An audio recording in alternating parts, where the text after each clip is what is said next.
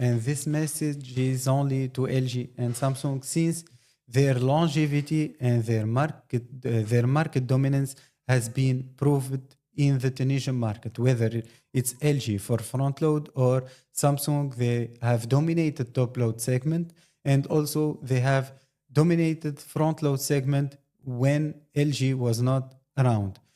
These only two brands, their longevity has been confirmed in the Tunisian market, but nowadays they need to step up and, let's say, confirm once again their leadership and premium positioning in the market. For Samsung, they can introduce the bespoke AI laundry hub. For LG, they need to introduce LG washing machine tower.